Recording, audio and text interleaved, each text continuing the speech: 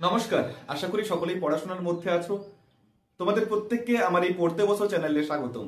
এখানে আমরা বাংলা ভাষা ও সাহিত্যের বিভিন্ন বিষয় নিয়ে আলোচনা করে থাকি। তেমনি আজকে আমরা কথা বলবো বাংলা ছোট গল্পের যিনি সার্থক প্রণেতা, সেই যার হাত দিয়েই বলা যেতে পারে বাংলা গল্পের হাতেখড়ি হলো, সেই রবীন্দ্রনাথ ঠাকুরের একটি ছোট গল্প পোস্টমাস্টার। পোস্টমাস্টার এই গল্পটি রবীন্দ্রনাথ ঠাকুর 1298 বঙ্গাব্দে লিখেছেন।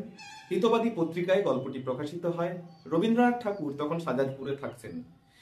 আসলে সাজাদপুরে যে সত্যিকারের পোস্টমাস্টার ছিল মহেন্দ্রলাল বন্দ্যোপাধ্যায়, সেই মহেন্দ্রলাল বন্দ্যোপাধ্যায়কে দেখেই তিনি মূলত এই গল্পটি রচনা করেছেন। এরকমই আমরা পরিচয় পাই ছিন্নপত্রাবলীর একটি চিঠিতে। তাহলে চলো গল্পটি একদম সামগ্রিক খুঁটিনাটি আলোচনা করব আজকের এই ভিডিওতে। আমরা গল্পটি লাইন বাই লাইন পড়ব। পড়ার সঙ্গে সঙ্গে এই গল্প থেকে যে সমস্ত কঠিন কঠিন শব্দগুলি রয়েছে সেই সমস্ত কঠিন শব্দগুলির অর্থ জানবো, কিছু কিছু শব্দের সন্ধি বিচ্ছেদ জানবো, সমাস জানবো, এবং এই গল্প থেকে ঠিক কি রকম প্রশ্ন হতে পারে সেই সমস্ত বিষয় সম্পর্কে আলোচনা করব। তাহলে চলো আর একদম কথা না বাড়িয়ে শুরু করা যাক আজকের আলোচনা।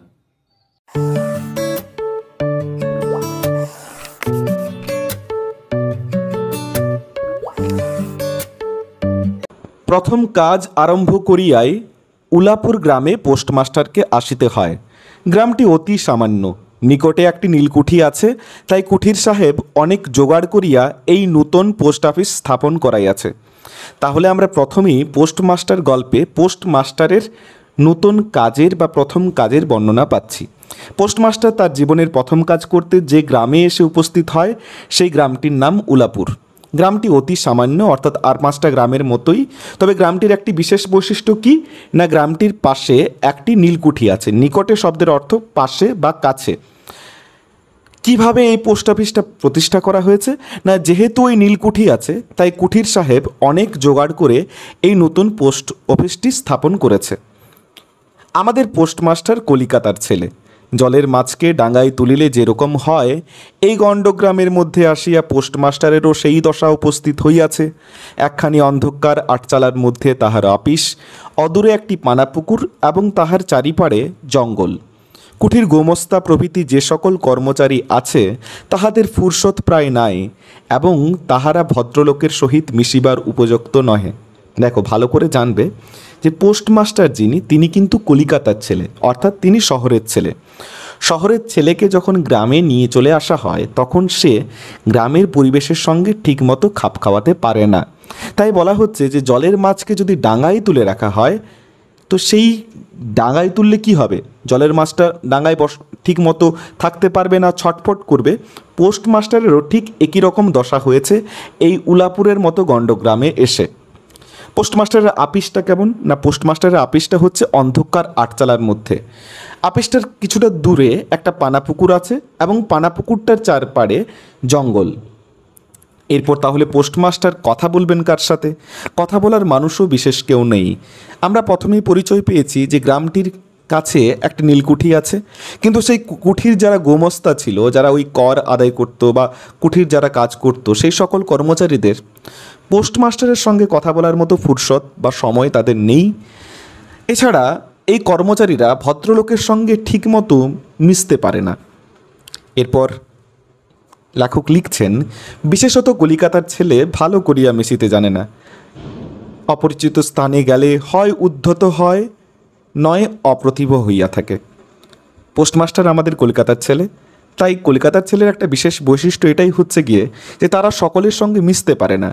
তারা যদি অপরিচিত স্থানে যায় সেখানে গিয়ে পুরো উদ্ধত হয়ে যায় বা অপ্রতিভ হইয়া যায়, মানে কারোর সঙ্গে কথা বলতে পারে না। এই কারণে স্থানীয় লোকের সহিত তাহার মেলামেশা হইয়া ওঠে না। আর ঠিক এজন্যই এই কলকাতার ছেলেরা যখনই কোনো স্থানে যায় সেই স্থানের অন্যান্য মানুষের সঙ্গে তারা মেলামেশা করতে পারে না। অথচ হাতে কাজ অধিক নাই, কখনো কখনো 2-1টা কবিতা লিখিতে চেষ্টা করেন। তাহাতে এমন ভাব ব্যক্ত করিয়াছেন যে সমস্ত দিন তরুপল্লবের কম্পন এবং আকাশের মেঘ দেখিয়া জীবন বড় সুখে কাটিয়া যায়। কিন্তু অন্তর্যামী জানেন, যদি আরব্য উপন্যাসের কোনো দৈত্য আসিয়া এক রাত্রের মধ্যে এই শাখা পল্লব সমেত সমস্ত গাছপালা কাটিয়া পাকা রাস্তা বানাইয়া দেয় এবং সারি সারি অট্টালিকা আকাশের মেঘকে দৃষ্টিপথ হইতে রুদ্ধ করিয়া রাখে, তাহা হইলে এই আদমরা ভদ্র সন্তানটি পুনশ্চ নবজীবন লাভ করিতে পারে। ভালো করে শুনবে। পোস্টমাস্টার কলিকাতার ছেলে, সে অপরিচিত একটি স্থানে এসেছে, অর্থাৎ উলাপুর গ্রামে এসেছে। এখানে এসে সে স্থানীয় লোকদের সঙ্গে ভালোভাবে মেলামেশা করতে পারছে না, অথচ তার হাতে বিশেষ কাজ নেই। উলাপুরের মতো গ্রামে পোস্টমাস্টারের কতই বা এমন কাজ হবে। তাই সে কী করে না, তার ফাঁকা সময়ে দু একটা কবিতা লেখার চেষ্টা করে। কিন্তু এই কবিতা লিখতে গিয়ে সে এমন ভাব দেখায় যেন তার সমস্ত দিন তরু পল্লবের কম্পন, অর্থাৎ গাছের পাতার কাঁপুনি এবং আকাশের মেঘ দেখে তার জীবনটা সুখে কাটিয়ে দেবেন।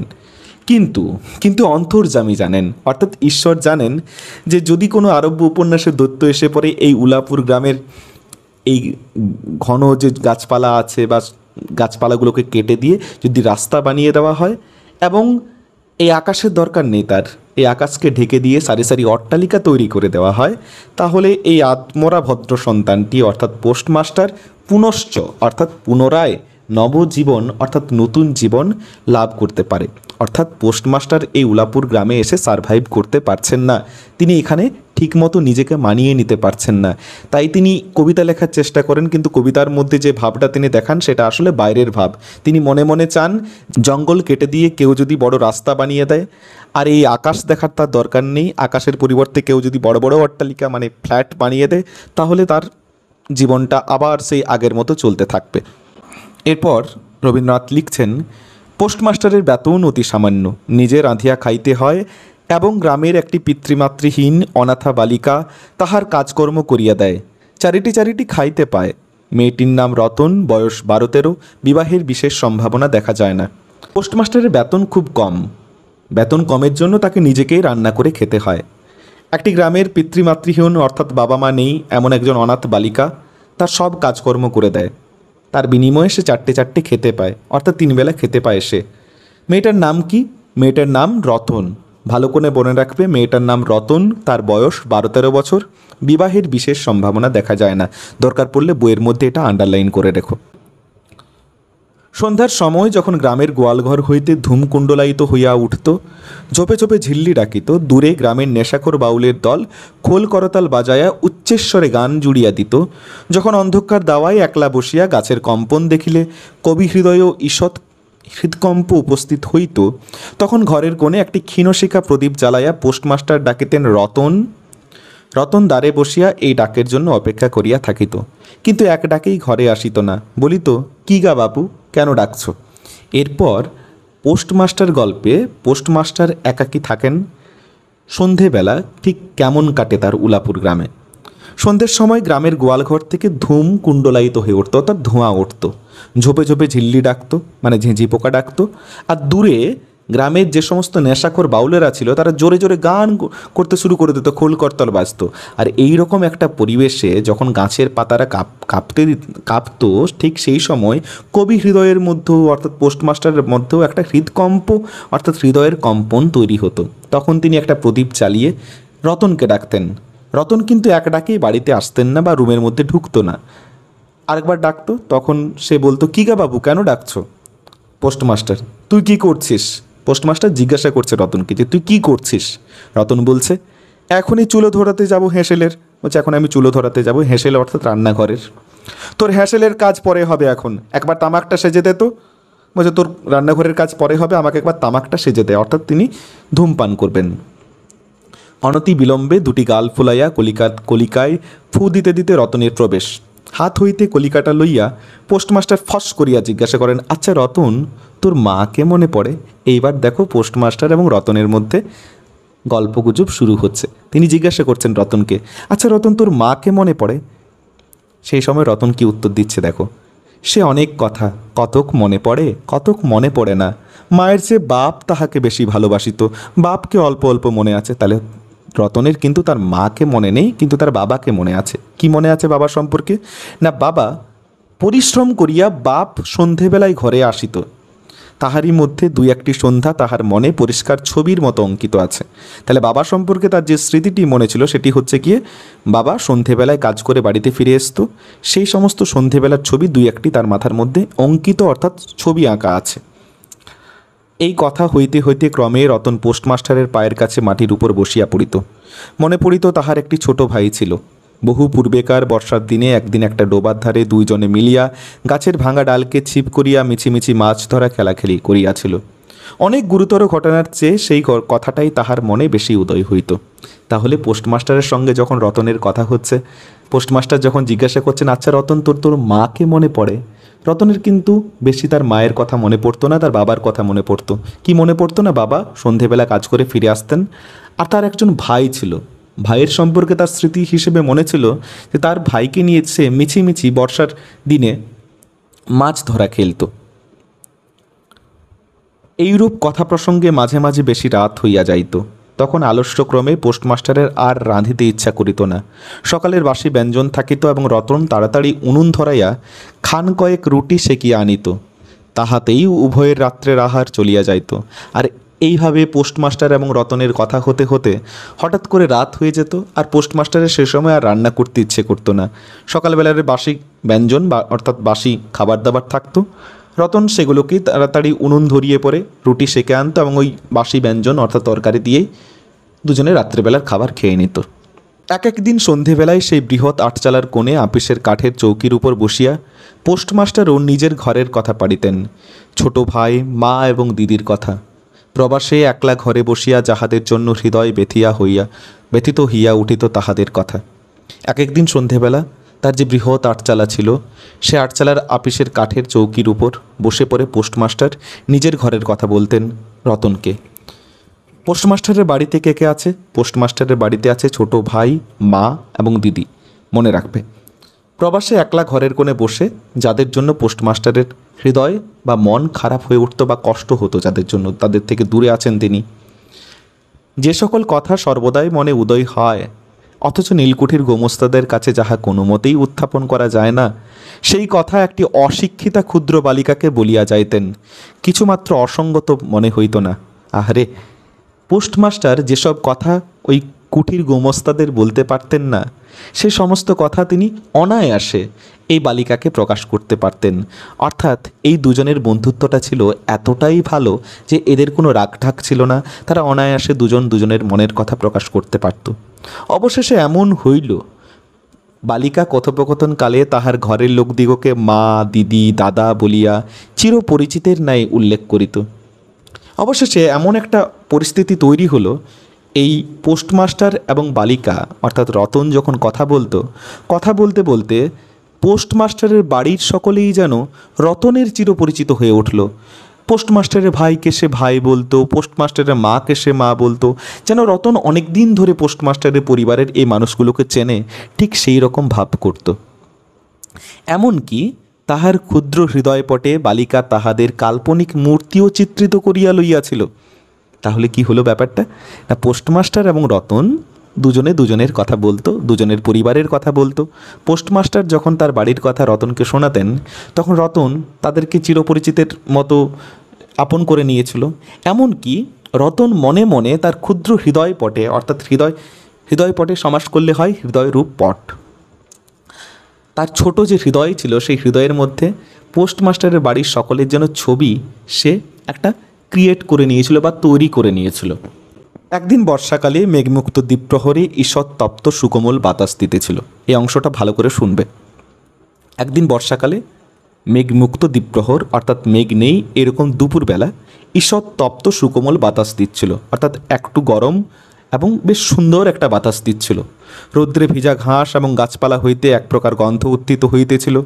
মনে হইতেছিল যেন ক্লান্ত ধরনীর উষ্ণ নিঃশ্বাস গায়ের উপর আসিয়া লাগিতেছে এবং কোথাকার এক নাছোড়বান্দা পাখি তাহার একটানা সুরের নালিশ সমস্ত দুপুরবেলা প্রকৃতির দরবারে অত্যন্ত করুণ স্বরে বারবার আবৃত্তি করিতেছিল। একটি বর্ষাকালের দুপুরের কথা লেখক এখানে লিখছেন, প্রকৃতির বর্ণনা দিচ্ছেন। রৌদ্রে ভেজা ঘাস এবং গাছপালা থেকে এক রকমের গন্ধ বেরোচ্ছিল, আর মনে হচ্ছিল যেন আমাদের এই ক্লান্ত পৃথিবীর উষ্ণ নিঃশ্বাসটা আমাদের গায়ের উপর এসে লাগছে। ঠিক সেই সময় কোথাকার এক নাছোড়বান্দা পাখি একটা করুণ সুরে বারবার যেন একটা কোনো গান আবৃত্তি করছিল। পোস্টমাস্টারের সেদিন কোনো কাজ ছিল না। সেদিনকার বৃষ্টি ধৌত মসৃণ চিক্কন তরুপল্লবের হিল্লোল এবং পরাভূত বর্ষার ভগ্নাবশিষ্ট রৌদ্রশুভ্র স্তূপাকার মেঘস্তর বাস্তবিকেই দেখিবার বিষয় ছিল। পোস্টমাস্টারের সেই দিন কিন্তু কোনো কাজ ছিল না। সেদিনের এই বৃষ্টি ধৌত মসৃণ চিক্কণ তরুপল্লব, অর্থাৎ বৃষ্টি দ্বারা ধৌত, বৃষ্টি দিয়ে ধুয়ে যাওয়া মসৃণ চিক্কণ এই গাছের পাতাদের হিল্লোল অর্থাৎ বইতে থাকা এবং বর্ষার এই ভেঙে যাওয়া মেঘ দেখতে সত্যিই একটা চমৎকার বিষয় ছিল। পোস্টমাস্টার সেটাই দেখছিলেন এবং ভাবছিলেন, এই সময় কাছে একটি কেহ নিতন্ত আপনার লোক থাকিত, হৃদয়ের সহিত একান্ত সংলগ্ন একটি স্নেহপুত্তলী মানব মূর্তি। পোস্টমাস্টার এইরকম একটা রোমান্টিক পরিবেশে কোনো একজন মানুষকে মিস করছেন বা একাকিত্ব বোধ করছেন। পোস্টমাস্টার মনে করছেন এই সময় তার পাশে কেউ একজন নিতান্ত আপনার লোক অর্থাৎ নিজের লোক থাকতো, যে লোকটি হৃদয়ের সঙ্গে একান্ত সংলগ্ন মানব মূর্তি। ক্রমে মনে হইতে লাগলেও সেই পাখি ওই কথাই বারবার বলিতেছে এবং এই জনহীন তরুচ্ছায়া নিমগ্ন মধ্যাহ্নের পল্লব মর্মরের অর্থ কতকটা ঐরূপ। রবীন্দ্রনাথ ঠাকুর কি চমৎকারভাবে পোস্টমাস্টারের একাকিত্বের সঙ্গে প্রকৃতিকে মিলিয়ে মিশিয়ে দিয়েছেন। তিনি বলছেন যে পোস্টমাস্টার এই যে একাকিত্ব অনুভব করছেন, সে একাকিত্বর পেছনে যেন ওই প্রকৃতিও তাকে সঙ্গ দিচ্ছে এবং তার একাকিত্বকে আরও বাড়িয়ে তুলছে। ওই পাখিটাও যেন তাকে বারবার ওই কথাটাই বলছে যে এই সময় পোস্টমাস্টারের সঙ্গে কারো থাকা উচিত ছিল। এমনকি এই সময় যে তরুচ্ছায়া নিমগ্ন মধ্যাহ্নের পল্লব মর্মর, তরুচ্ছায়া নিমগ্ন অর্থাৎ তরু দ্বারা ছায়া, তরু দ্বারা সৃষ্ট হয়েছে যে ছায়া, সেই ছায়ার দুপুরবেলায় যে পল্লব মর্মর অর্থাৎ গাছের পাতার যে মর্মর ধ্বনি, সেটারও অর্থ যেন ওই পোস্টমাস্টারের একাকিত্বটাকেই ব্যক্ত করছে তারা। অর্থাৎ পোস্টমাস্টার এইখানে এইরকম একটা রোমান্টিক পরিবেশে বড় একা লাগছে তার। কেহ বিশ্বাস করে না এবং জানিতেও পায় না, কিন্তু ছোট্ট পল্লীর সামান্য বেতনের সাব পোস্টমাস্টারের মনে গভীর নিস্তব্ধ মধ্যাহ্নে দীর্ঘ ছুটির দিনে এইরূপ একটা ভাবের উদয় হইয়া থাকে। এটা না কেউ জানতে পারে না যে পোস্টমাস্টারের মনের মধ্যেও একটা ছোট সামান্য পোস্টমাস্টার, তার মনের মধ্যেও যে এই রকম মধ্যাহ্নে অর্থাৎ দুপুরবেলা ছুটির সময় পোস্টমাস্টারের মধ্যেও এইরকম একটা রোমান্টিক ভাব বা একাকিত্ব তার মনের মধ্যেও উদয় হইয়া থাকে। আসলে দেখো, পোস্টমাস্টারের সঙ্গে তো কেউ মেশে না, পোস্টমাস্টারের সঙ্গে কেউ কথা বলে না। ওই উলাপুর গ্রামের পাশে যে নীলকুঠির গোমস্তারা আছে, তারা তো তার সঙ্গে কথা বলে না। একমাত্র কথা বলে রতন, কিন্তু রতন তো ছোট মেয়ে, তাই না? বয়স 12-13 বছর। সুতরাং তার মনেও হয়তো পোস্টমাস্টারের এই একাকিত্ব সম্পর্কে ততটা ধারণা নেই। তো পোস্টমাস্টার যখন এই রকম একাকিত্ব বোধ করছেন, তখন তিনি কি করলেন দেখো। পোস্টমাস্টার একটা দীর্ঘ নিঃশ্বাস ফেলিয়া ডাকিলেন, রতন। রতন তখন পেয়ারা তলায় পা ছড়াইয়া দিয়া কাঁচা পেয়ারা খাইতেছিল। প্রভুর কণ্ঠস্বর শুনিয়া অবিলম্বে ছুটিয়া আসিল। হাঁপাইতে হাঁপাইতে বলিল, দাদাবাবু ডাকছ? পোস্টমাস্টার এইরকম একটা পরিবেশে মেঘমুক্ত দ্বীপ্রহরের সময় একাকিত্ব বোধ করছিলেন এবং সে একাকিত্ব থেকে ছাড়া পেতেই যেন রতনকে ডাকলেন। বলছে, রতন। রতন তখন কি করছিল? রতন তখন পেয়ারা তলায় বসে, ওই পোস্টমাস্টারের একাকিত্ব তো সে অনুভব করতে পারে না, তাই সে কী করছিল না, ওই পেয়ারা তলায় বসে পর পেয়ারা খাচ্ছিল। প্রভুর কণ্ঠস্বর শুনে অর্থাৎ পোস্টমাস্টারের কণ্ঠটা শুনে সে তাড়াতাড়ি ছুটে এলো এবং হাঁপাইতে হাঁপাইতে বলছে, দাদাবাবু আমাকে ডাকছো? পোস্টমাস্টার বলল, তোকে আমি একটু একটু করে পড়তে শেখাবো। বলিয়া সমস্ত দুপুরবেলা তাহাকে লইয়া স্বরে অ স্বরে আ করিলেন এবং এই রূপে অল্প দিনেই যুক্ত অক্ষর উত্তীর্ণ হইলেন। এই রে, পোস্টমাস্টার একাকিত্ব দূর করতে তাহলে কি সঙ্গী করলেন না, ওই তিনি ঠিক করলেন রতনকে তিনি এবারে টিউশন পড়াবেন আর কি। তারপর সারা দুপুরবেলা ধরে তারা যুক্ত অক্ষর স্বরে অ স্বরে আ এইভাবে তারা সেই দুপুরটা পার করল। এবারে শ্রাবণ মাসের বর্ষণের আর অন্ত নাই। খাল বিল নালা জলে ভরিয়া উঠিল। অহর্নিশি ভেকের ডাক আর বৃষ্টির শব্দ। গ্রামের রাস্তায় চলাচল প্রায় এক প্রকার বন্ধ। নৌকায় করিয়া হাটে যাইতে হয়। শ্রাবণ মাস এসে গেছে, খালবিল নালা জলে ভরে উঠেছে। অহর্নিশি অর্থাৎ দিন ও রাত্রি দ্বন্দ্ব সমাস। ভেকের ডাক অর্থাৎ ব্যাঙের ডাক এবং বৃষ্টির শব্দ শোনা যাচ্ছে। গ্রামের রাস্তায় চলাচল করা সম্ভব হচ্ছে না, নৌকায় করে হাটে যেতে হচ্ছে। একদিন প্রাতঃকাল হইতে খুব বাদলা করেছে, অর্থাৎ একদিন সকালবেলা থেকে খুব বাদল করেছে, বৃষ্টি পড়ছে। পোস্টমাস্টারের ছাত্রীটি অনেকক্ষণ দ্বারের কাছে অপেক্ষা করিয়া বসিয়াছিল, কিন্তু অন্য দিনের মতো যথাসাধ্য নিয়মিত ডাক শুনিতে না পাইয়া আপনি খুঙ্গি পুঁথি লইয়া ধীরে ধীরে ঘরের মধ্যে প্রবেশ করিল। দেখিল পোস্টমাস্টার তাহার খাটিয়ার উপর শুইয়া আছে, বিশ্রাম করিতেছেন মনে করিয়া অতি নিঃশব্দে পুনশ্চ ঘর হইতে বাহির যাইবার উপক্রম করিল। সহসা শুনিল রতন। তাড়াতাড়ি ফিরিয়া গিয়া বলিল, দাদাবাবু ঘুমোচ্ছিলে? পোস্টমাস্টার কাতর স্বরে বলিলেন, শরীরটা ভালো বোধ হচ্ছে না, দেখ তো আমার কপালে হাত দিয়ে। তাহলে একদিন সকালবেলা খুব বাদলা করেছিল, বৃষ্টি পড়ছিল, সেই দিন রতন পোস্টমাস্টারের দ্বারের কাছে দাঁড়িয়েছিল যে পোস্টমাস্টার কাছে সে পড়বে বলে, কিন্তু পোস্টমাস্টার সেদিন তাকে ডাকছিলেন না। তাই সে কিছুক্ষণ পর পোস্টমাস্টারের রুমে বা কক্ষে প্রবেশ করলো এবং সে সেখানে গিয়ে দেখছে যে পোস্টমাস্টার বিশ্রাম করছেন। তাই সে বেরিয়ে যাওয়ার জন্য প্রস্তুত হচ্ছিল। ঠিক সেই সময় পোস্টমাস্টার তাকে রতন বলে ডাকে। সে উত্তর দেয় যে, দাদাবাবু আপনি ঘুমোচ্ছিলেন? সেই সময় পোস্টমাস্টার কাতর স্বরে বলছে, না আমার না শরীরটা ঠিক ভালো লাগছে না, একবার দেখ তো আমার কপালে হাত দিয়ে। এই নিতান্ত নিঃসঙ্গ প্রবাসে ঘন বর্ষায় রোগকাতর শরীরে একটুখানি সেবা পাইতে ইচ্ছে করে। তপ্ত ললাটের উপর শাখা পরা কোমল হস্তের স্পর্শ মনে পড়ে। তাহলে এই রকম নিঃসঙ্গ প্রবাস, আমরা যারা দূরে থাকি, তোমরা অনেকেই হয়তো পড়াশোনার তাগিদে ঘর থেকে দূরে মেশে থাকো, যখন শরীর খারাপ হয় তখন কি মনে হয় যে আমাদের পাশে আমার মা বা দিদি যারা আমাদের ওই জ্বরের সময় বা শরীর খারাপের সময় খুব যত্ন নেয়, তাদের কথা মনে পড়ে। তো পোস্টমাস্টারও একবার ভেবে দেখো, পোস্টমাস্টারও কিন্তু ওই আমরা যারা মেশে থাকি বা আমরা যারা হস্টেলে থাকি ঠিক সেই রকম পোস্টমাস্টারও একা। তো পোস্টমাস্টার মনে এরকম একটা ভাব হচ্ছে যে এই সময় তার মাথার উপর অর্থাৎ গরম হয়ে যাওয়া কপালের উপর একটি কোমল হাতের স্পর্শ তার মনে পড়ছে, শাখা পরা, অর্থাৎ তার মা হতে পারে, তার স্ত্রী হতে পারে, কিন্তু পোস্টমাস্টারের স্ত্রী নেই, তার মায়ের কথাই তার মূলত মনে পড়ছে। এই ঘোর প্রবাসে রোগ যন্ত্রণায় স্নেহময়ী নারী রূপে জননী ও দিদি পাশে বসিয়া আছেন, এই কথা মনে করিতে ইচ্ছা করে এবং এ স্থলে প্রবাসীর মনের অভিলাষ ব্যর্থ হইল না।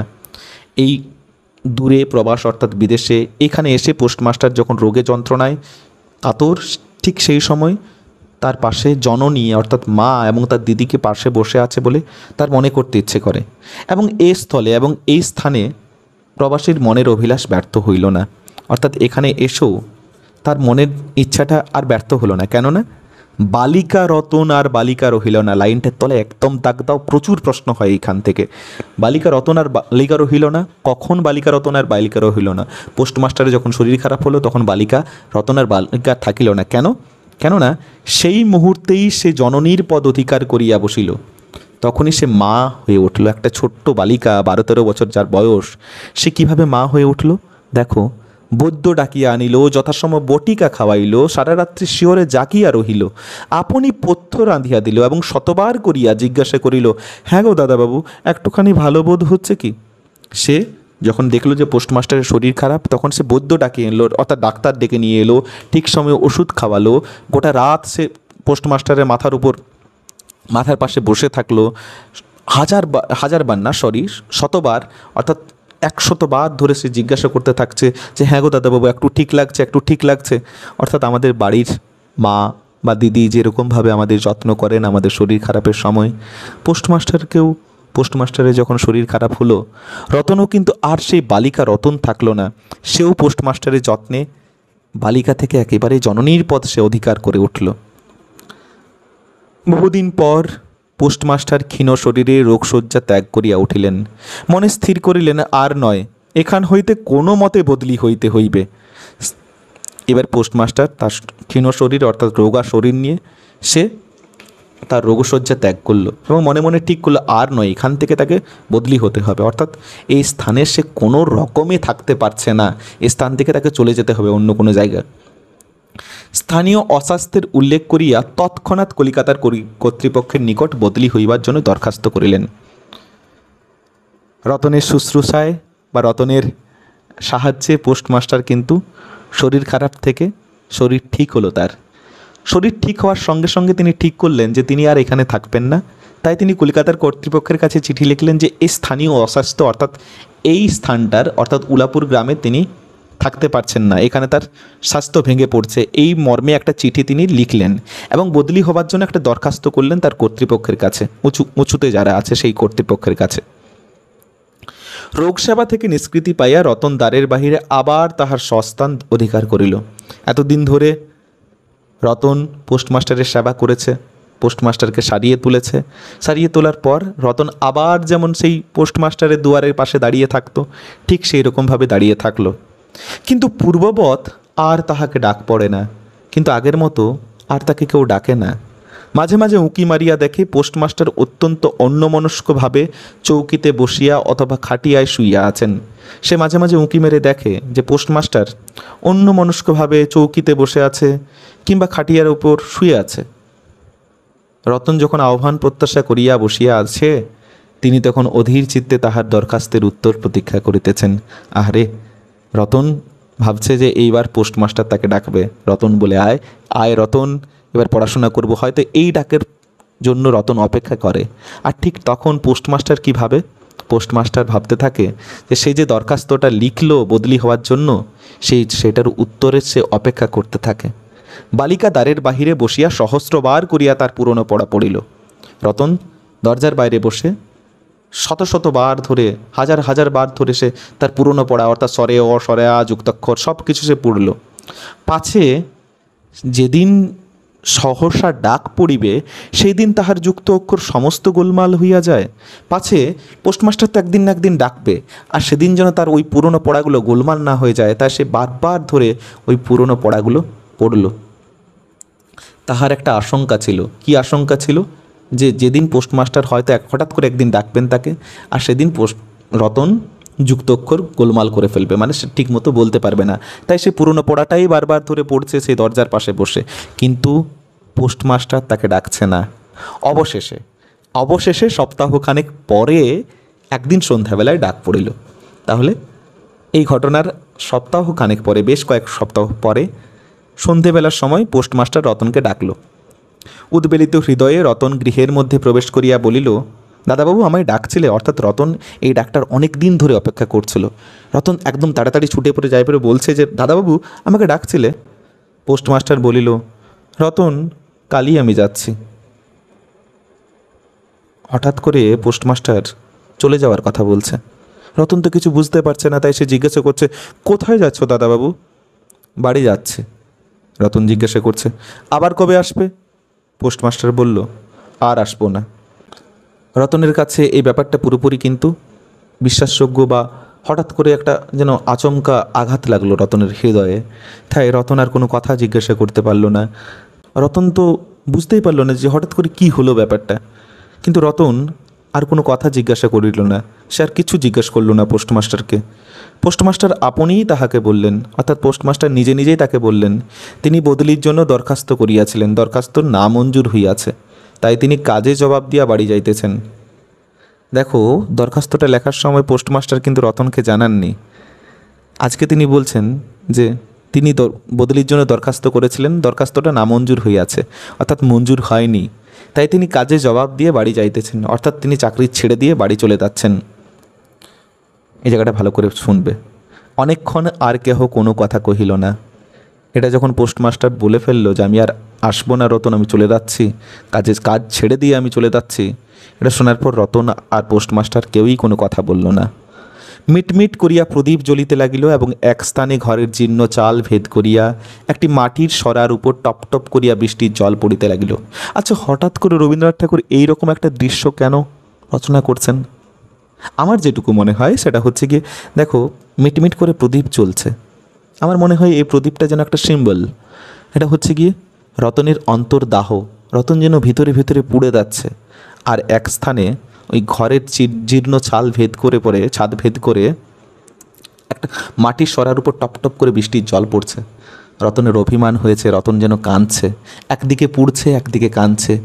কিছুক্ষণ পরে রতন আস্তে আস্তে উঠিয়া রান্নাঘরে রুটি করতে গেল। অর্থাৎ রতন এবং পোস্টমাস্টারের মধ্যে একটা ছাড়াছাড়ির প্রসঙ্গ উত্থাপিত হয়েছে। কিছুক্ষণ পর রতন তো আর এভাবে বসে থাকলে চলে না, তাই সে আস্তে আস্তে রান্নাঘরে রুটি করতে চলে গেল। অন্য দিনের মতো তেমন চটপট হইল না। বোধ করি মাঝে মধ্যে মাথায় অনেক ভাবনা উদয় হইয়াছিল। পোস্টমাস্টার আহার সমাপ্ত হইবার পরে বালিকা তাহাকে জিজ্ঞাসা করিল, দাদাবাবু আমাকে তোমাদের বাড়ি নিয়ে যাবে?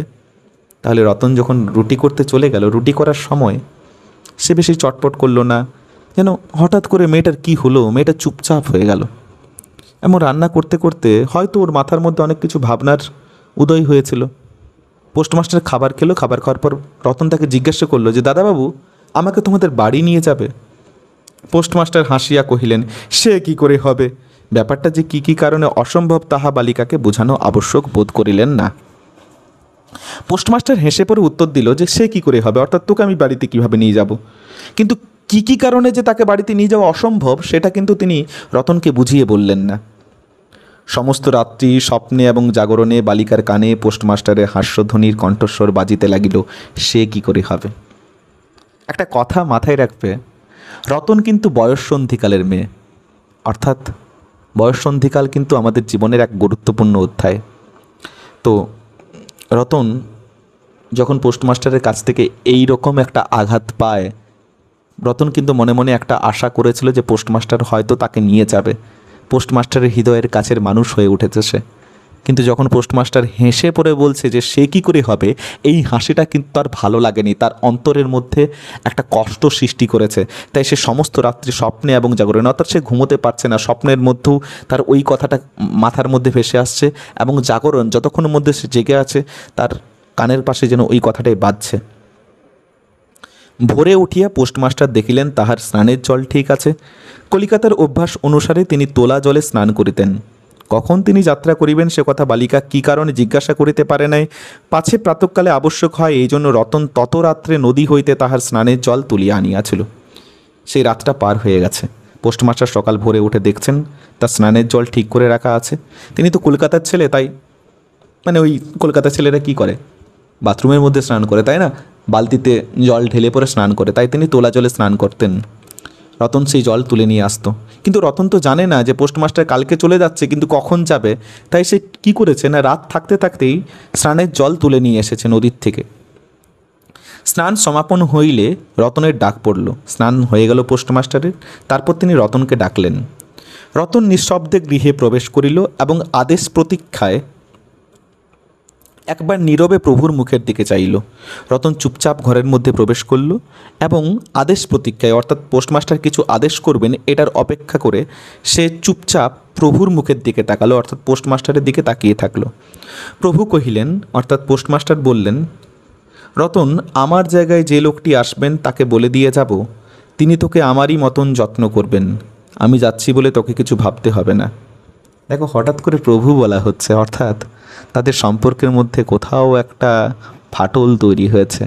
এতদিন ধরে পোস্টমাস্টার দাদাবাবু ছিল কার, রতনের, আর এখন বলা হচ্ছে প্রভু, অর্থাৎ তাদের সম্পর্কের মধ্যে কিন্তু একটা ফাটল তৈরি হয়েছে। তিনি বলছেন পোস্টমাস্টার যে রতন, আমার জায়গায় না, আমি তো চলে যাচ্ছি, আমার জায়গায় যে লোকটি আসবে তাকে আমি বলে দিয়ে যাবো, সে না তোকে আমার মতোই যত্ন করবে, আমি চলে যাচ্ছি বলে তোকে কিছু ভাবতে হবে না। এই কথাগুলি যে অত্যন্ত স্নেহগর্ভ এবং দয়ার্দ্র হৃদয় হইতে উত্থিত সে বিষয়ে কোনো সন্দেহ নাই। কিন্তু কিন্তু নারী হৃদয় কে বুঝিবে, লাইনটির তলায় দাগ দাও, নারী হৃদয় কে বুঝিবে, অর্থাৎ রতন একজন নারী। রতন কিন্তু একটা সময় আর বালিকা রতন ছিল না, সে জননীর পদ অধিকার করেছিল, সুতরাং রতন কিন্তু ম্যাচিওর হয়ে উঠেছিল সেই সময়টাতে। রতনকে পোস্টমাস্টার আশ্বাস দিচ্ছেন, রতন, আমি তো চলে যাচ্ছি, আমার পরিবর্তে যে মানুষটা আসবে সে তোকে আমারই মতো যত্ন করবে। কিন্তু পোস্টমাস্টারের এই মুখে এই কথাটা শুনে রতনের কিন্তু ভালো লাগে না। সে কি করল, রতন অনেক দিন প্রভুর অনেক তিরস্কার নীরবে সহ্য করিয়াছে, কিন্তু এই নরম কথা সহিতে পারিল না। একেবারে উচ্ছ্বসিত হৃদয়ে কাঁদিয়া উঠিয়া কহিল, না না, তোমার আমাকে কাউকে কিছু বলতে হবে না, আমি থাকতে চাই নে। রতনকে যখন পোস্টমাস্টার বলছে, রতন, আমি চলে যাচ্ছি, অন্য কেউ এসে পড়ে তোর আমার মতোই যত্ন করবে, তখন কিন্তু রতন বলে ফেলেছে, না না না, হ্যাঁ, আমার অন্য কাউকে দরকার নেই, আমি আর থাকতে চাইনি। অর্থাৎ পোস্টমাস্টারের প্রতি রতনের যে কি বীভৎস পরিমাণে অভিমান হয়েছে, সেই অভিমানটা এবং রাগটা আমরা দেখতে পাচ্ছি এই অংশটাতে, যে সে পোস্টমাস্টারকে কিন্তু হৃদয়ের কাছের মানুষ মনে করে, সে নিজের দাদাবাবু মনে করে, আর সেই দাদাবাবু তাকে ছেড়ে দিয়ে চলে যাচ্ছে এবং বলছে আরও একটা অন্য মানুষ আসবে, সে দাদাবাবুর পদটা গ্রহণ করতে পারবে। আচ্ছা, একটা কথা মনে রেখো, যে আমাদের জীবনে যখন কোনো মানুষ চলে যায়, সেই মানুষটার অভাব কিন্তু অন্য একটা মানুষ এসে পূরণ করতে পারে না। এটা রতন ভালো করে বুঝে গেছে যে দাদাবাবু, তুমি তো চলে যাচ্ছ, কিন্তু তোমার জায়গাটা অন্য কেউ পাবে না, তোমার জায়গাটা অন্য কেউ দখল করতে পারবে না। পোস্টমাস্টার রতনের এরূপ ব্যবহার কখনো দেখেন নাই, তাই অবাক হইয়া রহিলেন। কিন্তু কিন্তু পোস্টমাস্টার অদ্ভুত একটা মানুষ। পোস্টমাস্টারকে রবীন্দ্রনাথ ঠাকুর এমনভাবে ক্রিয়েট করেছেন যেন তার হৃদয় নেই। দেখো, পোস্টমাস্টার রতনের এরকম ব্যবহার কোনোদিন দেখেনি। পোস্টমাস্টার এতদিন রতনকে ওই বালিকা রতন হিসেবে দেখে এসেছে। রতনের মধ্যে যে একটা হৃদয় আছে, সেই হৃদয়টাকে পোস্টমাস্টার দেখতেই পাননি। তাই তিনি পোস্টমাস্টার রতনের এইরকম ব্যবহার দেখে অবাক হয়ে তাকিয়ে আছে। নূতন পোস্টমাস্টার আসিল, তাহাকে সমস্ত চার্জ বুঝাইয়া দিয়া পুরাতন পোস্টমাস্টার গমনোন্মুখ হইল।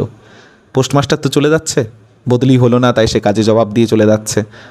তো নতুন পোস্টমাস্টারকে সমস্ত কাজ বুঝিয়ে দিয়ে পুরাতন পোস্টমাস্টার রতনের দাদাবাবু চলে গেল, যাইবার জন্য রেডি হচ্ছে আর কি। যাইবার সময় রতনকে ডাকিয়া বলিলেন, রতন, তোকে আমি কখনো কিছু দিতে পারিনি, আজ যাবার সময় তোকে কিছু দিয়ে গেলুম, এটা তোর কয়েকদিন চলবে। যাবার সময় রতনকে তিনি ডেকে পড়ে বলছেন, রতন রে, তোকে তো আমি কোনোদিন কিছু দিতে পারিনি, আজকে আমি চলে যাচ্ছি, তাই তোকে আমি কিছু দিতে চাইছি, তুই এটা রাখ, তোর কিছুদিন চলবে।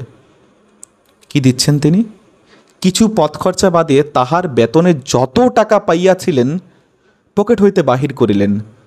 তখন রতন ধুলায় পড়িয়া তাহার পা জড়াইয়া ধরিয়া কহিল, দাদাবাবু, তোমার দুটি পায়ে পড়ি, আমাকে কিছু দিতে হবে না, তোমার দুটো পায়ে পড়ি, আমার জন্য কাউকে কিছু ভাবতে হবে না, বলিয়া এক দৌড়ে সেখান হইতে পলাইয়া গেল। আহারে, পোস্টমাস্টার, জানি এটা পোস্টমাস্টার পোস্টমাস্টার দয়ার মানুষ, পোস্টমাস্টার খুব ভালো মানুষ হয়তো, তাই পোস্টমাস্টারও হয়তো রতনকে নিজের বোনের মতোই ভালোবাসে, তাই সে কী করছে না, তার যত বেতন আছে সমস্ত বেতনটা ওকে দিয়ে দিতে চাইছে, কেবলমাত্র ওই পথ খরচাটুকু রাখতে চাইছে নিজের কাছে। কিন্তু রতনের কাছে অর্থের কোনো মূল্য নেই। রতন ভালোবাসা চায়, রতন স্নেহ চায়, সেই স্নেহ সেই ভালোবাসা ত্যাগ করে দিয়ে পোস্টমাস্টার আজ চলে যাচ্ছে তাকে ছেড়ে। তাই পোস্টমাস্টার পায়ের পাশে সে কেঁদে কেঁদে বলছে, না দাদাবাবু, তোমার দুটো পায়ে পড়ছি আমি, আমাকে কিচ্ছু দিতে হবে না, তোমাকে আমার নিয়ে কাউকে কিচ্ছু ভাবতে হবে না। অর্থাৎ এই অভিমানটা চমৎকারভাবে রবীন্দ্রনাথ ঠাকুর এই অংশটাতে তিনি বুঝিয়ে দিয়েছেন। ভূতপূর্ব পোস্টমাস্টার নিঃশ্বাস ফেলিয়া হাতে কার্পেটের ব্যাগ ঝুলাইয়া কাঁধে ছাতা লইয়া মুটের মাথায় নীল ও শ্বেত রেখায় চিত্রিত টিনের পেটরা তুলিয়া ধীরে ধীরে নৌকাভিমুখে চলিলেন। এখান থেকে শর্ট প্রশ্ন হয়, যখন চলে যাচ্ছেন তখন তার হাতে কী ছিল? কার্পেটের ব্যাগ ছিল, কাঁধে ছিল ছাতা নিয়ে মুটের মাথায় নীল এবং শ্বেত রেখায় চিত্রিত টিনের পেটরা তুলে দিয়ে, মুটে মানে যে মাল বহে তার মাথায় নীল এবং সাদা রঙের একটা টিনের পেটরা তুলে দিয়ে পরে তিনি নৌকার দিকে চললেন। এরপর অংশটা ভালো করে শুনবে। যখন নৌকায় উঠিলেন এবং নৌকা ছাড়িয়া দিল, যখন নৌকায় তিনি উঠলেন এবং নৌকা ছেড়ে দিল, ঠিক সেই সময় বর্ষা বিস্ফারিত নদী ধরণীর উচ্ছ্বলিত অশ্রুরাশির মতো চারিদিকে ছলছল করিতে লাগিল। তখন হৃদয়ের মধ্যে অত্যন্ত একটা বেদনা অনুভব করিতে লাগিলেন। একটি সামান্য গ্রাম্য বালিকার করুণ মুখচ্ছবি যেন এক বিশ্বব্যাপী বৃহৎ অব্যক্ত মর্মকথা ব্যথা প্রকাশ করিতে লাগিল। বর্ষাকাল, নদীর জল উথলে পড়ছে। রবীন্দ্রনাথ ঠাকুরের লেখালেখির একটা বিশেষ বৈশিষ্ট্যই হচ্ছে তিনি প্রকৃতির মধ্যে মানব মনের এমনকি মানুষের বৈশিষ্ট্য তিনি আরোপ করে দিতে পারেন। দেখো, পোস্টমাস্টার যখন একাকিত্ব বোধ করছিল, সেই একাকিত্বটাকে তার কিন্তু বাড়িয়ে দিচ্ছিল প্রকৃতি। এখানেও যখন পোস্টমাস্টার চলে যাচ্ছেন, পোস্টমাস্টারের মধ্যেও একটা বেদনা অনুভব হচ্ছে সেই বালিকা রতনের জন্য, আর সেই বেদনাটা আরও বেশি বাড়িয়ে তুলছে নদীর এই বিস্ফারিত জলরাশি। অর্থাৎ নদীটাও যেন উথলে উঠছে, তার হৃদয়ের মতো উথলে উঠছে নদীটা। তিনি বেদনা পাচ্ছেন, তিনি কষ্ট পাচ্ছেন, এবং সেই কষ্টটা যেন গোটা পৃথিবীর মধ্যে ছড়িয়ে যাচ্ছে। একবার নিতান্ত ইচ্ছা হইল ফিরিয়া যায়, জগতের ক্রোড় বিচ্যুত সেই অনাথিনীকে সঙ্গে করিয়া লইয়া আসি। কিন্তু তখন পালে বাতাস পাইয়াছে, বর্ষার স্রোত খরতর বেগে বহিতেছে, গ্রাম অতিক্রম করিয়া নদীকূলে শ্মশান দেখা দিয়াছে। পোস্টমাস্টার একবার ইচ্ছা করলো যে তিনি ফিরে যাক, জগতের ক্রোড় বিচ্যুত অর্থাৎ জগতের কোল থেকে বিচ্ছিন্ন হয়ে যাওয়া সেই অনাথিনীকে অর্থাৎ রতনকে তিনি সঙ্গে নিয়ে আসবেন, এটা তার ইচ্ছে হলো। কিন্তু ততক্ষণে তার নৌকার পালে বাতাস লেগে গেছে, নদীর জল খরতর স্রোতে এগোচ্ছে সামনের দিকে, অর্থাৎ নৌকো এগোচ্ছে। তিনি গ্রামকে পার করে নদীর পাশে শ্মশানের পাশে এসে উপস্থিত হয়েছেন। শ্মশান দেখা যাচ্ছে, ভালো করে জায়গাটা শোনো, শ্মশান দেখা যাচ্ছে। এবং নদী প্রবাহে ভাসমান পথিকের উদাস হৃদয়ে এই তথ্যের উদয় হইল। এবং এই নদী প্রবাহের ভাসমান পথিকের উদাস হৃদয়ে অর্থাৎ নদীর প্রবাহের মধ্যে যে ভাসমান পথিককে পোস্টমাস্টার, তার হৃদয়ের মধ্যে একটা তত্ত্বের উদয় হচ্ছে, একটা তত্ত্বকথা তার মাথার মধ্যে আসছে। কি? জীবনে এমন কত বিচ্ছেদ, কত মৃত্যু আছে, ফিরিয়া ফল কি? পৃথিবীতে কে কাহার? দাগ দাও। প্রচণ্ড ইম্পর্টেন্ট প্রশ্ন। পোস্টমাস্টার গল্পের সবচাইতে ইম্পর্টেন্ট লাইন এই লাইনটা। পৃথিবীতে কে কার, বা জীবনে এমন কত বিচ্ছেদ, কত মৃত্যু আছে, ফিরিয়া ফল কি? অর্থাৎ তিনি যখন শ্মশানের পাশে উপস্থিত হয়েছেন। আচ্ছা, শ্মশান কি বলতো? যেখানে মানুষকে পুড়িয়ে ছারখার করে দেওয়া হয়, যেখানে আমাদের মানব শরীর লীন হয়ে যায়, যেখানে আমাদের মানব শরীর ছারখার হয়ে যায়। ঠিক এই জায়গায় এসে তিনি বুঝতে পারছেন আমাদের জীবনের আসল মূল্য। আমাদের জীবন কি একটা নাট্যমঞ্চ, তাই না? এখানে কতজনের সঙ্গে দেখা হয় আমাদের, কতজনের সঙ্গে ছাড়াছাড়ি হয়ে যায়, কতজনের সঙ্গে আমরা সম্পর্কে বাঁধি, আর তারপর একটা সময় আমাদের সমস্ত সম্পর্কের সুতো ছিন্ন করে দিয়ে, সমস্ত সম্পর্কের সুতো ছিঁড়ে দিয়ে আমরা চলে যাই। এই শ্মশানের পাশে এসে পোস্টমাস্টারের হৃদয়ের মধ্যেও সেই কথাটা, সেই তত্ত্বটা উপস্থিত হয়েছে যে কি হবে ফিরে গিয়ে, আমি রতনকে নিয়ে আসবো, কিন্তু কতদিন আমি রতনকে আমার সঙ্গে রাখবো, আমিও তো পুড়ে ছারখার হয়ে যাবো, তাই না? অর্থাৎ আমাদের কোনো সম্পর্কই যে দীর্ঘস্থায়ী, সে দীর্ঘস্থায়ী নয়। সম্পর্ক মাত্রই ভঙ্গুর, সম্পর্ক একটা সময় পর ভেঙে যাবেই। একটু সময় হয়তো আমরা সঙ্গে থাকবো। পোস্টমাস্টারের মনের মধ্যে এই এত বড় তত্ত্ব কথাটা এই শ্মশানের পাশে এসে উপস্থিত হয়েছে। কিন্তু রতনের মনে কোনো তত্ত্বের উদয় হইল না, কেননা রতন হৃদয় দিয়ে ভাবতে ভালোবাসে। তার মাথার মধ্যে ওই ব্রেন কাজ করছে না, তখন সে হৃদয় দিয়ে ভাবছে। কি করছে সে? সেই পোস্ট অফিস গৃহের চারিদিকে কেবল অশ্রুজলে ভাসিয়া ঘুরিয়া ঘুরিয়া বেড়াইতেছিল। সে তো থেকে গেল পোস্ট অফিসে, আর পোস্টমাস্টার চলে গেল। সে কি করছে না, সে পোস্ট অফিসের, তার পোস্টমাস্টার যে ঘরে থাকতো সেই ঘরের চারিদিকে ঘুরে ঘুরে বেড়াচ্ছে অশ্রুজলে ভাসিয়া, অর্থাৎ কাঁদতে কাঁদতে চারদিকে ঘুরছে। বোধ করি তাহার মনে ক্ষীণ আশা জাগিতেছিল। মনে হয় এই রতনের মনের মধ্যে একটা ছোট আশা জাগছিল। দাদাবাবু যদি ফিরিয়া আসে, সেই বন্ধনে পড়িয়া কিছুতেই দূরে যাইতে পারিতেছিল না। সে ভাবছিল হয়তো তার দাদাবাবু অর্থাৎ পোস্টমাস্টার আবার ফিরে আসবে, তাই সে বন্ধন থেকে কোনো মতে দূরে যাচ্ছিল না। কোনো দিন দেখেছো একটা পাখির বাসা থেকে পাখির বাচ্চাকে তুলে নিয়ে দেখেছো কি করে পাখিটা এসে পর সে বাসাটার চারপাশে ঘোরাফেরা করে, অদ্ভুত লাগে। ঠিক এইরকম এই দুজনের যে সম্পর্ক, আমি বলছি না পোস্টমাস্টারের সঙ্গে বাবা মায়ের সম্পর্ক, আমি কথা বলছি না, আমি বলছি হৃদয়ের সম্পর্কের কথা। একজন বাবার সঙ্গে একজন সন্তানের, একজন মায়ের সঙ্গে একজন সন্তানের, একজন দাদার সঙ্গে একজন বোনের, একজন প্রেমিকের সঙ্গে একজন প্রেমিকার যে হৃদয়ের সম্পর্ক, সেই হৃদয়ের সম্পর্কের কথা আমি বলতে চাইছি। পোস্টমাস্টার নেই, পোস্টমাস্টার চলে গেছে, অথচ পোস্টমাস্টার যে স্মৃতি রেখে গেছে, যে গৃহে থাকতো, সেই স্মৃতির চারপাশে রতন ঘুরে বেড়াচ্ছে। সে এই বন্ধন থেকে কোনো মতে দূরে যেতে পারছে না। তারপর রবীন্দ্রনাথ লিখছেন, হায় বুদ্ধিহীন মানব হৃদয়। মানব হৃদয়ের বুদ্ধি নেই, মানব হৃদয়ের বুদ্ধি নেই। ক্লান্তি কিছুতেই, ভ্রান্তি কিছুতেই ঘোচে না। যুক্তিশাস্ত্রের বিধান বহু বিলম্বে মাথায় প্রবেশ করে। প্রবল প্রমাণকেও অবিশ্বাস করিয়া মিথ্যা আশাকে দুই বাহু পাশে বাঁধিয়া বুকের ভিতরকার প্রাণপণে জড়িয়া ধরা যায়। অবশেষে একদিন সমস্ত নাড়ি কাটিয়া হৃদয়ের রক্ত শুষিয়া সে পলায়ন করে। আমাদের হৃদয় কেমন বুদ্ধিহীন, আমাদের হার্ট ব্রেনের কথা শোনে না, আমাদের হৃদয় আমাদের বুদ্ধির কথা শোনে না। তাই আমরা কি করি? আমরা ভ্রান্তিতেই জীবন কাটাই। আমাদের যুক্তিশাস্ত্র আমাদের মাথার মধ্যে প্রবেশ করে না। আমরা মিথ্যে আশাকে দুই বাহু দিয়ে, দুই হাত দিয়ে আমরা জড়িয়ে ধরতে চাই। আর তারপর একদিন আমাদের নাড়ি কেটে এই সমস্ত আমরা যেটা ভাবি সেটা কিন্তু আমাদের ভুল বলে প্রমাণিত হয়। সেদিন আমাদের চেতনা ফিরে আসে। কিন্তু যখন চেতনা ফিরে আসে, তখন আমরা আবার একটা দ্বিতীয় ভুলের জন্য প্রস্তুত হই। তাই তো তিনি লিখছেন, দ্বিতীয় ভ্রান্তি পাশে পড়িবার জন্য চিত্ত ব্যাকুল হইয়া ওঠে। আরও একটা ভুল করার জন্য আমাদের মন ব্যাকুল হইয়া ওঠে। গল্প শেষ। একটা প্রশ্ন রেখে যাচ্ছি। আচ্ছা, এই গল্পে পোস্টমাস্টারের কোনো নাম রবীন্দ্রনাথ ঠাকুর রাখেননি কেন? উত্তরটা তোমরা নিজেদের মতো করে ভাবো। আমি ভাবার জন্য বলছি, এটা কিন্তু পরীক্ষার জন্য গুরুত্বপূর্ণ প্রশ্ন নয়। পোস্টমাস্টার গল্পে পোস্টমাস্টারের নাম নেই কেন? উত্তরটা যদি তোমরা জানো তবে অবশ্যই কমেন্ট করে জানিও। আমি প্রত্যেকের কমেন্ট চেক করব। ভালো থেকো। ধন্যবাদ। আজকের আলোচনা এটুকুই। যদি তোমার আলোচনাটি সত্যি সত্যি ভালো লেগে থাকে তবে অবশ্যই বন্ধুদের মধ্যে ছড়িয়ে দিও। আর আমাদের চ্যানেল লাইক এবং সাবস্ক্রাইব এবং কমেন্ট করে পাশে থেকো। ভালো থেকো। দেখা হবে পরের ভিডিওতে।